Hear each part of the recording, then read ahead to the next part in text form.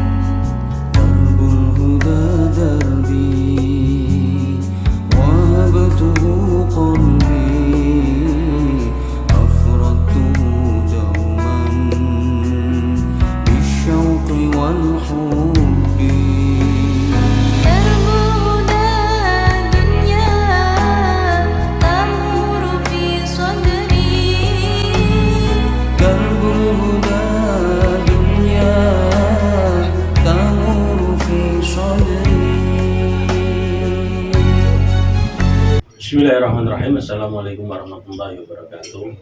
Insyaallah kita bersama dengan Ustadz Masyhud. Beliau dari Bojonegoro, yaitu pesantren Sabilun Najah, Sabilun Najah, yang mana bertepatan beliau ini berjuang di pesantren bersama Kiai Al-Hajj Anwar Zahid dari mulai merintis, dari mulai merintis sampai sekarang. Insya Allah beliau berada di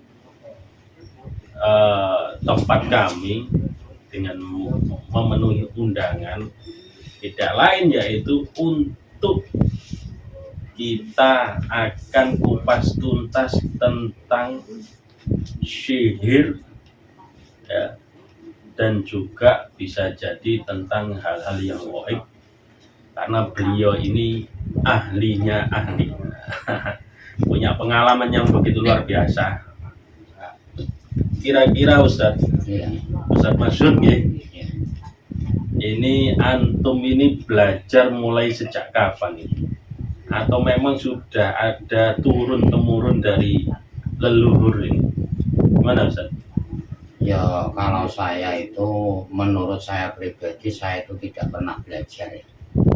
Menurut saya pribadi, aku itu tidak pernah belajar ingin bisa. Ya bisa apa seperti dukun, seperti aku sebenarnya tidak pernah punya keinginan seperti itu. Ya hanya saja dengan perjalanan saya, terutama di Pondok Sabilun Najah milik Kiai Anwar Zahid itu, kebetulan saya itu bagian penunggu pondok, ya, bagian penunggu pondok. Jadi mulai insya Allah mulai 2015 sampai sekarang saya itu nunggu pondok. Jadi amanat yang diberikan kepada saya untuk menunggu pondok, maka saya itu memang berusaha tidak tidur ya, mulai 2015 sampai sekarang. Kalau malam itu berusaha tidak tidur, ya tidak punya keinginan lain, hanya tujuan saya mendapat amanah untuk menunggu pondok, akhirnya saya tungguin walau 24 jam.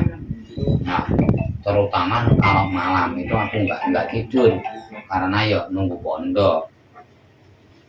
Terus masalah diberi, entah itu dikatakan bisa entah apa, itu karena ya aku nggak tahu, hanya ada beberapa ya termasuk orang-orang yang tua yang apa itu ada yang lewat mimpi, ada yang lewat langsung. Ya, katanya saya itu ya bisa seperti ini, seperti ini, seperti ini, disuruh nolong orang. Itu aja. Oh, jadi intinya memang antum ini sudah ada bawaan ya, petunjuk ya, hidayah untuk masuk dalam berdakwah lewat hal seperti ini. Nggih Ustaz nggih. Iya, iya. Ya, alhamdulillah. Ustaz Masud, ini ada satu pemahaman di masyarakat ya, bahwasanya orang laku ya, orang yang istilahnya ngelakoni ilmu itu kudu kuat melek. Nah, paling tidak tidur itu di atas jam 12, jam 3, jam 2 ataupun apakah itu ada pengaruh bagi orang yang laku itu? Kalau menurut pengalaman saya, kalau memang itu orang itu belajar ya belajar spiritual lah, atau belajar itu memang ada pengaruh ya. Bahkan saya itu bisa menyimpulkan kalau orang itu tidak tidur pada malam hari ya, itu ditakuti sama jin. Ya, ditakuti sama jin. Ya, ditakuti sama jin itu. Khusus orang yang laku ya? Ya, maksudnya bukan orang yang begadang-begadang biasa itu. Ya kadang kalau biasanya kan orang kan ada lewat tirakat, seumpama entah itu wiritan, entah itu puasa, entah apa. Ya pokoknya itu ya bahasanya melek iki ya kudu kuat. Ya ogah melek bergadang tok lah ya. Maksudnya tetap ada itu, entah wiritan, entah itu apa sholat, entah itu apa, tetap ada Zikir lah ya. Berarti ada istilahnya hubungannya. Kalau memang orang laku itu melek kudu kuat, wiritan kudu kuat, zikir kudu kuat ya, untuk ngisi ngecas diri berarti. Iya Ustaz.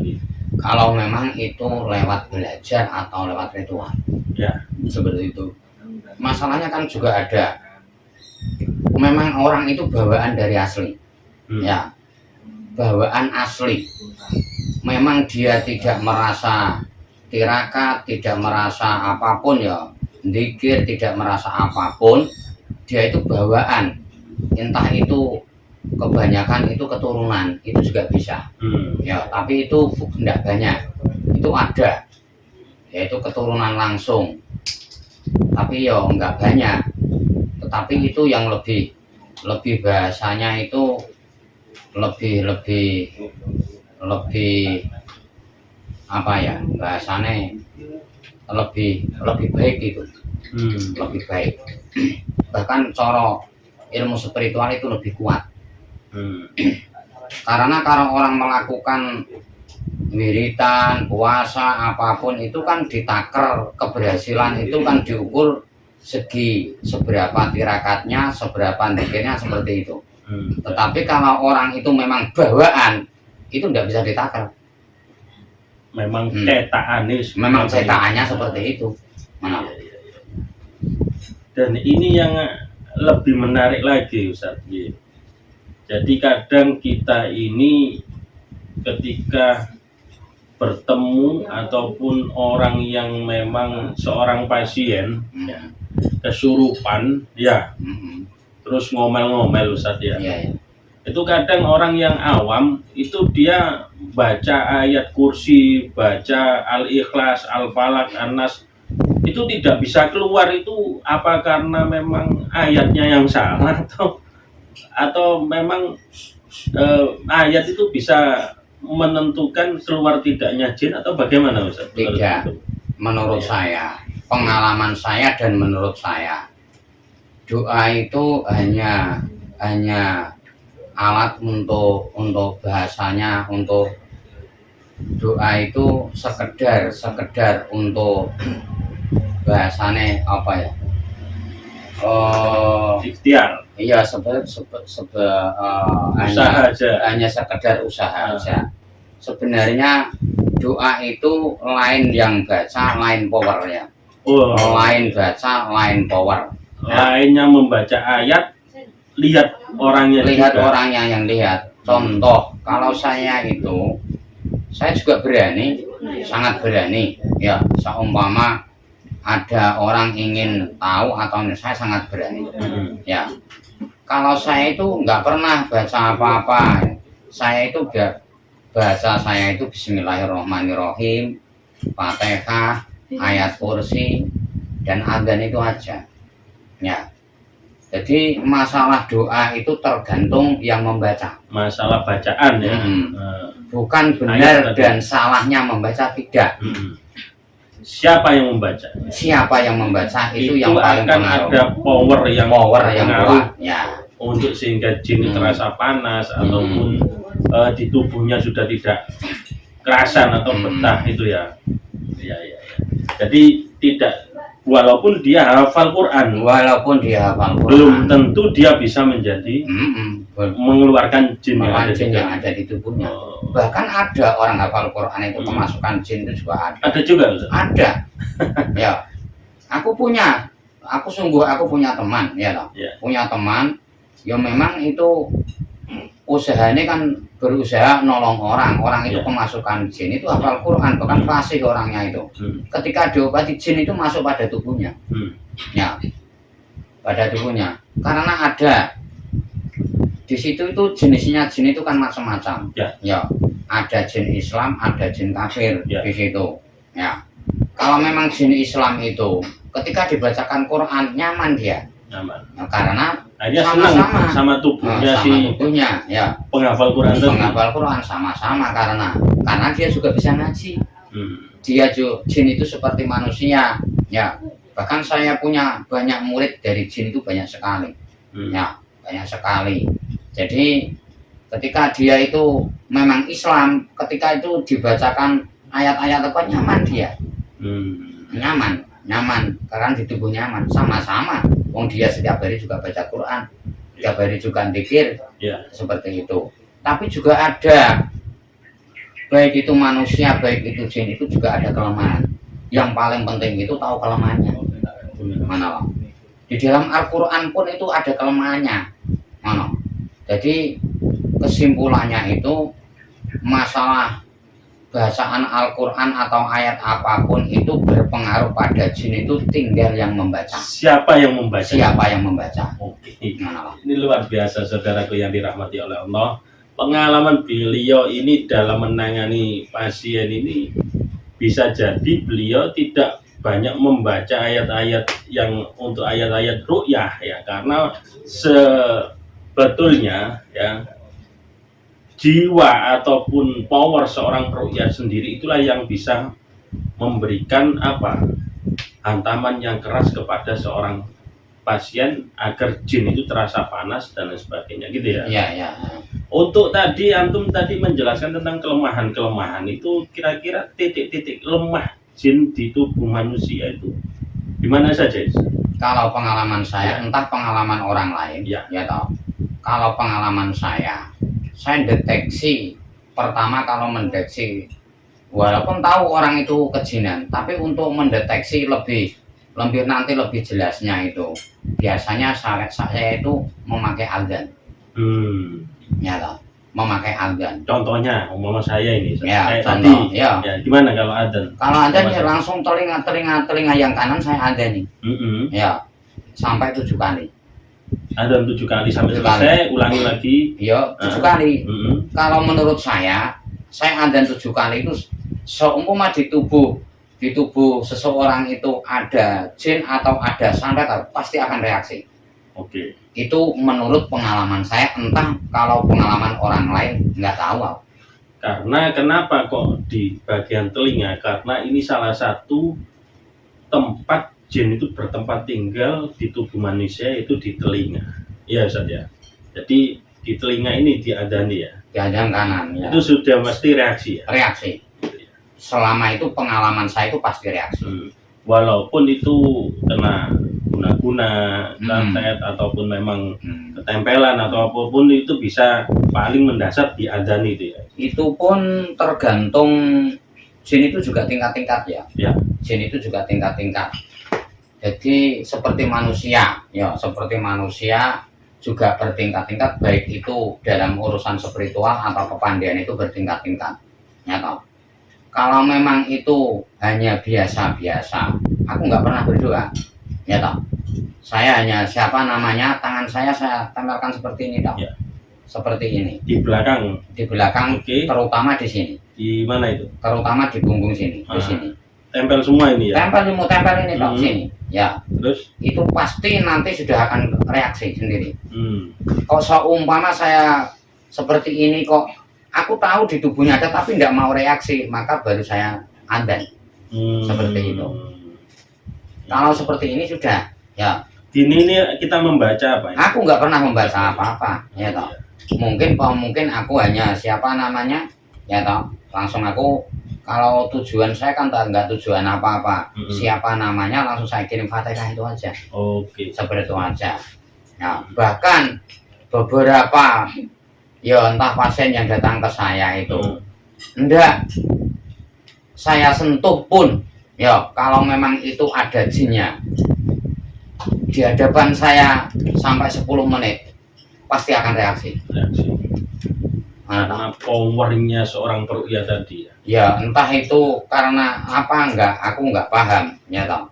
Mungkin itu rahasia ya, rahasia. Mungkin rahasia, entah ada apa, aku nggak saya sendiri nggak tahu. Oke. Mana tahu. Ustaz, tadi ya pertama dipegang belakang sini ya, terus diadani, terus kelemahan yang lain di tempat mana, Ustaz, kira-kira? Ya tergantung, tapi rata-rata jin itu kalau memang itu hanya ikut, ya toh, hanya ikut, Nempel, bukan ya. nempel, bukan itu suruhan orang, ya itu rata-rata bertempat di pundak sini. Pundak apa di Pundak belakang? pundak sini loh gini. Pokoknya sekitar pundak sini. Ya, siap. Sekitar di pundak sini. Kalau memang itu ikut sendiri, ya tidak disuruh orang. Terkadang jin ini suka dengan dia seorang, biasanya ini kasus di perempuan ini Ustaz ya. Jadi dia suka dengan perempuan itu sehingga dia dilamar orang, apa namanya, diajak nikah orang, selalu gagal. Mau nikah gagal, ta'aruf gagal. Itu bisa jadi dia diikuti ya juga. Ya itu ada beberapa faktor. Ya faktor mungkin ada itu diikuti karena yang mengikuti itu suka pada dia, Ya. ada. Yang kedua itu ada yang kena, ada yang kena semacam sumpah. Menurut pengalaman yang saya lakukan selama ini. Jadi contoh seperti ini. Seseorang ini pernah menyakiti orang lain. Akhirnya orang lain bilang seperti ini. Sampean nggak laku nikah, sampean nggak laku rabi atau nggak laku nikah. Seperti itu pun. Kebetulan pas saat itu doa itu diijabah. Nah, itu pengalaman saya yang beberapa pasien yang sudah datang ke saya itu, mungkin beberapa yang kebanyakan kalau orang itu ndak laku-laku, Nikah, ya toh, ya. nikah itu baik itu laki-laki atau perempuan itu kebanyakan itu kena seperti Kena itu. sumpah. Kena sumpah. Hmm. Kena sumpah seperti itu. Kalau seperti itu gimana Ustaz? Apa Kalau pengalaman saya itu kan nanti ada itu namanya pelebur kafarot. Ya toh, itu ada pelebur kafarot. Ya. Biasa bisa dilakukan semua, siapa saja yang mengalami seperti ini bisa. Ya toh. Caranya puasa 3 hari. Niatnya saya niat puasa kafarot lillahi ta'ala 3 hari. Sama Gitu. seperti puasa Ramadan. Seperti puasa lain, pokoknya puasa biasa, waktunya sahur, waktunya buka. Ya, jadi yaitu Cuma niatnya berbeda. Niatnya berbeda, puasa kafarot. Setelah itu, wes sudah, seperti itu ditunggu. Itu kalau terdeteksi karena dia kena sumpah tadi ya. Kalau umpama terdeteksi dia ada yang ngikuti. Oh, ada yang itu ada tanda-tandanya, itu ada. Ya. Bahkan orangnya itu akan merasa. Kalau orang itu agak jeli sedikit ya, agak jeli sedikit. tubuhnya diikuti sama makhluk itu pasti ada. Ya. Pertama rasa itu berat di sini sampai kepala. Oke. Biasanya seperti itu. Ya. Rasa ini rasa. Pokok biasanya itu ada. Ya, rasa berat di sekitar pundak sampai kepala. Ya. Oke. Itu ada. Terus ada lagi yang bisa dirasakan selain di pundak dan kepala? Enggak. Kalau menurut pengalaman saya hanya 2 itu. Rasa antep gitu ya? Antep, ya. Gampang kalau itu ya. Gampang itu seperti ya doa-doa mungkin ya bisa berdoa sendiri juga bisa. Contoh berdoa sendiri yaitu seperti yang sering saya sampaikan yaitu membaca ayat kursi 11 kali. 11 kali. Apa itu kunci dari 11 kali itu? Aku yakin mungkin ada tapi langka. Ya mungkin ada tapi langka. Ketika orang itu kuat membaca ayat kursi 11 kali ya toh, tetap nanti apapun yang ada di aura tubuh di tubuhnya itu ya pasti nanti ketika ada apapun pasti akan reaksi. Ya, paham. Entah itu bisa keluar atau belum bisa keluar pasti akan reaksi, tapi harus 11 kali. Harus 11 kali. Harus 11 kali seperti itu. Nah ini yang menarik Ustaz. Kadang kan saya lihat tadi antum tadi mencoba untuk, karena saya merasa berat di belakang saya walaupun kita sering ru'yah juga ya. Mungkin karena imbas ya, apa itu Ustaz namanya itu? Bekas ya, nabrak ke kita ya, seperti itu. Nah, antum tadi pakai minyak itu. Minyak apa itu Ustaz? Sebenarnya aku pakai alat minyak itu alat media, alat untuk saya mengobati orang itu ada 2. Ya, satu memakai garam dapur, tapi garam dapur yang kasar. Oke. Ya. Garam grosok. No. Ya, garam dapur yang kasar. Yang nomor 2 saya pakai minyak misik. Oh, misik. Ya, pakai minyak misik. Ya, karena apa? Untuk mempermudah kita kalau ngobati orang, nggak usah susah-susah. Ya, kalau kena minyak misik, aku yakin kalau di tubuh orang itu kena minyak misik ini, ya entah itu keluar seketika atau dia pasti akan reaksi. Ketika itu non medis atau di tubuhnya ada ketika reaksi itu pun dia merasa panas, kena panas. Itu pasti apa? Kan Minyak asmaan atau alami? Minyak asma. Nah ini ya. Ini kuncinya ini, bukan hanya misik yang biasa tapi misik yang sudah diasmai. Gitu ya Ustaz ya. Ya, kedua sama saja, saya pakai misik dan pakai garam itu biasa. Cuma biasa kalau misik ini kegunaannya hampir sama ya, misik sama garam itu hampir sama. Hanya saja nanti biasanya misik itu kan ditelan kan nggak bisa, kalau garam kan bisa ditelan.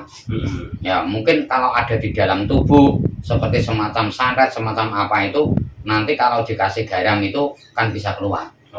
Kalau pakai misik kan mungkin ini kan bisa di luar badan, bukan di dalam badan. Dioles-oleskan. Nah, seperti itu. Oke. Ustaz Masud, terima kasih banyak sudah memberikan pengalamannya tadi, dan ternyata kita setelah berbincang-bincang tadi, kesimpulannya yaitu paling tidak kita harus bisa meyakini pada diri kita bahwasanya tidak ada pertolongan apapun selain dari Allah Subhanahu wa Ta'ala. Walaupun apapun media kita, pakai ayat Al-Qur'an ya, dan pakai minyak ataupun garam, semuanya ini karena ridho Allah dan karena rahmat Allah yang diberikan kepada diri kita semua. Oleh karena itu tetap harus kita berpegang teguh pada keyakinan kita, la ilaha illallah Muhammadur Rasulullah, Allahus Shomad, hanya Allah tempat kita bergantung, tidak ada Tuhan selain Allah untuk kita memohon pertolongannya. Apa? Gak pernah aku ndonga, mau tawasi tok, wes aja diganggu. Aku bilang seperti itu tok. Gak pernah aku ndonga. Itu aku. Kesimpulannya ini ya seperti saya biasanya sering saya sampaikan ya toh. Ketika kita sudah kenal itu semua ya toh, sudah kenal itu semua. Kan bahasane koyo ngono lho. Wong aku wis kenal presiden, iki kenal aku. Lah sampean kok menteri kok sampean apa meneh bupati apa meneh komo apa kelas sing cilik-cilik camat apa iki. Lah sampean wong aku iki kenalane presiden. Presiden iku tunduk mbak aku apa meneh sampean gak tunduk. Nah, kon bahasaku mau ngono tok.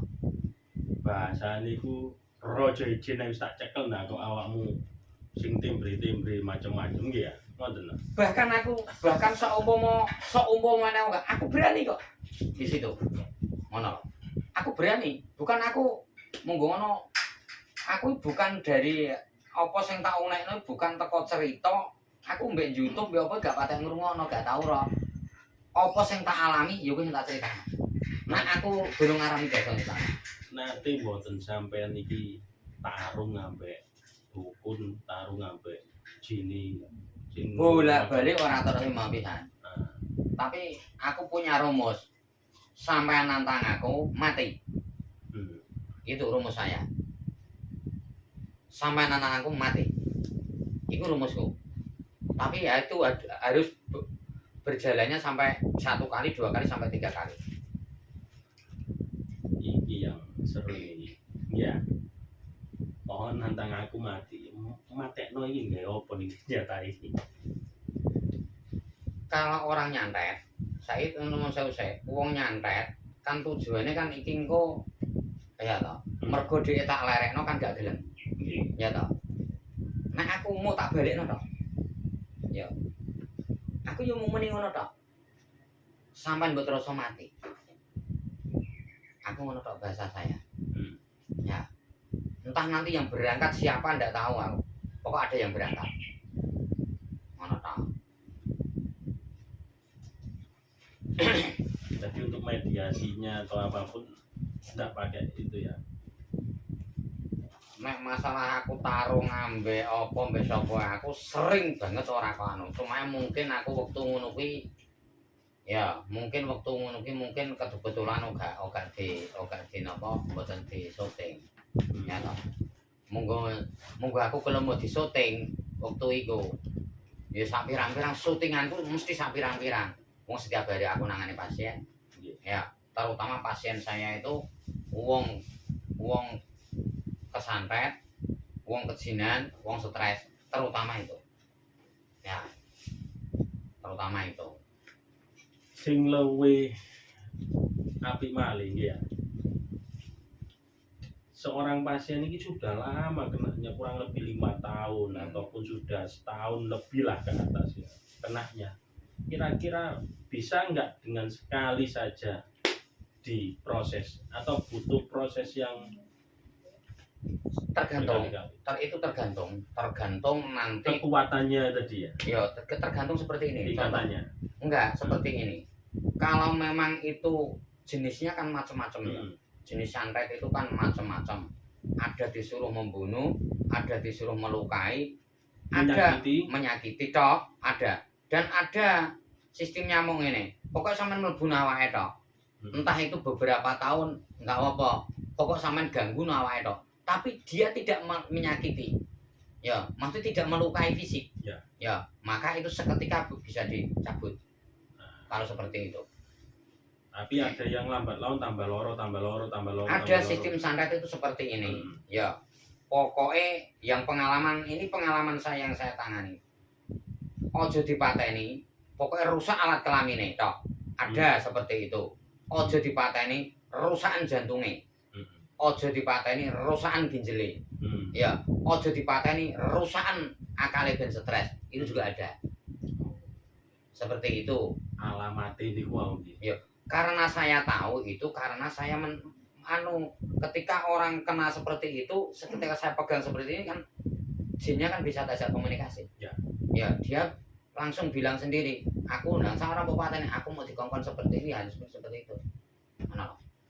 Karena dia suruhannya seperti itu, enggak disuruh mateni enggak. Seperti itu. Untuk jin sendiri ketika dia disuruh ya, ketika kita keluarkan itu jinnya itu kembali pada orangnya yang menyuruh, bukan ke dukunnya ya. Kembali pada dukunnya. Kembali pada dukunnya. tidak kembali pada orang yang menyuruh, tapi kembali pada dukunnya. Ya toh. Nanti kalau setelah itu kita kan berurusan dengan dukun. Ya. Maksudnya kalau tidak terima dia menyerang kita, silahkan aku. Itu risikonya orang peruqyah itu. Ya. Jadi ketika ngobati orang seperti itu, pernah saya itu sampai 12 ada komunitas dukun. Ya. Mungkin saya hitung itu sampai 12 dukun. Ya, itu pernah. Ketika yang satu sudah saya kalahkan, yang kedua minta bantuan pada temannya sudah sampai mungkin sampai 12 pernah. Itu keroyokan. Ya, keroyokan. Itu pernah itu, ya. Iya. Masalahnya apa ya? Dukun itu kalau dukun-dukun biasa itu rata-rata itu memakai perewangan. Ya perewangannya sing jin iku perewangan. Mana? Ya. Nah, disuruh ketika itu jinnya kan saya pegang, saya di botol. Ya, tidak bisa keluar, tidak terima. Contohnya seperti itu. Nah. Itu berarti jinnya tidak balik ke dukunnya ya, tapi kita sembunyikan. Kita sembunyikan. Mana loh? Nah, itu Ustaz. Yang serunya itu tadi ketika risiko ya. Kita ini kan seorang peruqyah, risikonya besar. Dikirain kita bisa keluar, orangnya sembuh itu mudah daripada dia berobat kemana-mana ya kan. Percaya dengan medis ke dokter dan berani habis banyak, bahkan hartanya sudah habis baru ke ruqyah, dan alhamdulillah Allah takdirkan itu karena penyakit non medis dan keluar. Ya, menurut pengalaman antum ya, apakah antum ini ada istilahnya menarget, oh kalau sembuh nanti saya minta sekian seperti itu, atau gimana? Kalau saya selama ini saya itu tidak pernah minta, tidak pernah menarget, dan tidak pernah aku minta. Ya, maka dari itu biasanya saran saya ketika berobat, entah itu lewat ya terutama lewat apa orang spiritual, kok sebelum diobati kok nanti segini, menurut saya itu bahasa saya itu apa ya, kurang pas, nggak pas sama sekali. Walaupun orang itu seumpama berobat di medis itu habis ratusan juta ya, atau puluhan juta ya, ketika datang ke saya ya seumpama kok kesembuh ya, seumpama tidak ya, tidak ngasih apapun, enggak, itu memang tugas. Saya itu tugas, bukan saya bisnis. Jadi peruqyah itu panggilan hati, mendapat ilmunya Allah ya. Sebagai kita yang ditunjuk, yaitu untuk apa? Untuk menjadi mengemban amanat dari Allah ya. Diberikan kelebihan seperti itu sehingga kita tidak ada tendensi, kalaupun dikasih ya sudah, alhamdulillah, tidak dikasih kita tidak berharap apa-apa gitu yang bisa. Ya.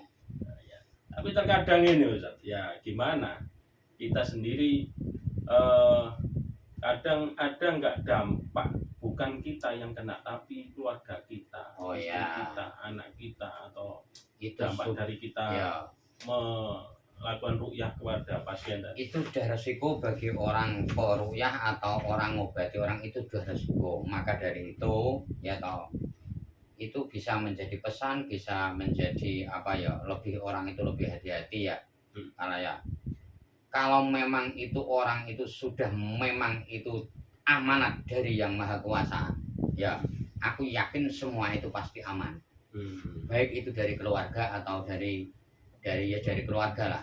Tetapi kalau memang itu keinginan, ambisi dari orang itu tersebut, ya nanti setelah ngobati orang itu mudah sekali sebenarnya ya mengeluarkan jin dari orang. Tapi nanti kalau memang itu bukan amanah dari Yang Maha Kuasa, memang jin yang sudah dikeluarkan ini bisa ke istri, bisa ke anak, bisa ke keluarga. Karena itu tidak ada unsur keikhlasan tadi ya.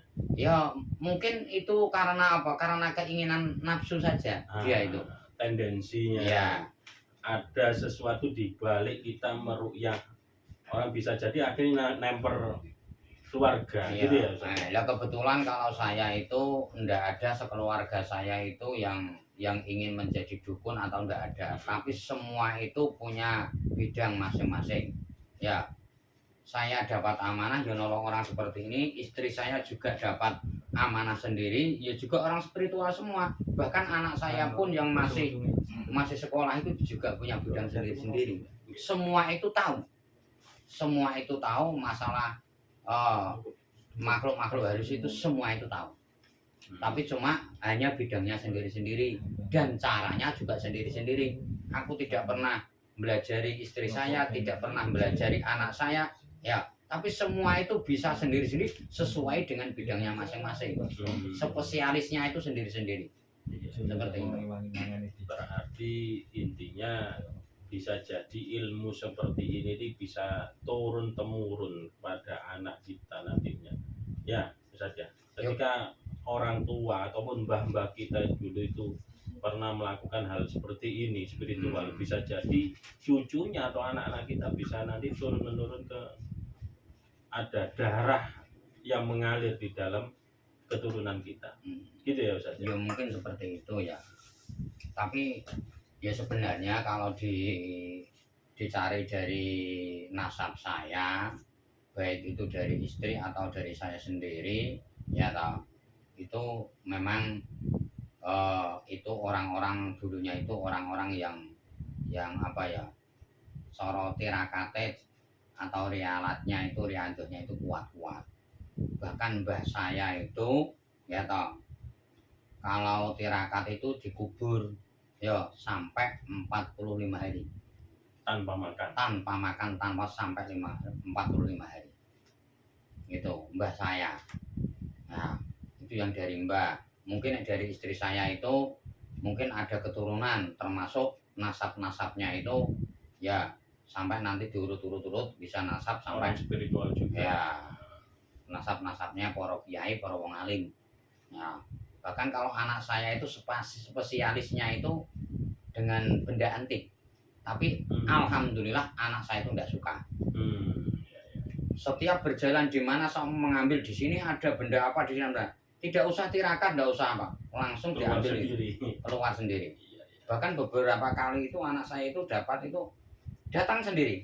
Ketika dia jalan datang langsung itu di kakinya. Ketika jalan di kakinya. Bahkan ada ini beberapa benda. Ya, tapi alhamdulillah anak saya itu tidak suka. Tidak suka. Jadi tidak suka dengan hal seperti itu. Dikomersilkan kan ya. Bisa jadi dijual atau apapun. Dan itu menurut keluarga saya semua, ya itu baik dari istri, dari anak atau dari saya pun jangan sampai mengharap pemberian orang lain. Kalau memang ada orang ngasih, suruh niati sedekah. Jadi biar orang yang mengasih dapat pahala, yang menerima dapat pahala. Nanti kalau sudah dikasihkan, entah diarahkan kemana, entah kemana, itu terserah. Pokok harus diniati sedekah, bukan karena apa tenaga atau jasa yang saya lakukan. Seperti itu. Terima kasih Ustadz Masud. Bincang-bincangnya kita ini panjang cerita, bisa jadi nanti kita bertemu lagi ya. Pengalaman beliau ini sangat luar biasa, jadi bisa jadi seorang peruqyah sendiri jangan sampai kita ini terjerumus pada apa, hubud dunya, cinta kepada dunia. Sedikit-sedikit kita ini apa, target, tarif, pasang tarif, ya Ustaz ya. Sampai-sampai kita menarik orang sekian. Kalau ini mau sembuh nanti wujudnya harus sepeda motor atau sarung BHS. Nah ini ya, dan seperti itu. Maka itu harus dihindari. Oke, saudara yang dirahmati oleh Allah, keikhlasan kita dalam pengobatan dunia spiritual membantu seseorang itu bisa jadi menjadi amal jariah kita nanti di hadapan Allah Subhanahu wa taala. Amin. Diganti oleh Allah nantinya. Insya Allah inilah jalan dakwah kita di jalan Allah Subhanahu wa taala. Amin ya rabbal alamin. Allahul muwaffiq ila aqwamit thoriq. Assalamualaikum warahmatullahi wabarakatuh.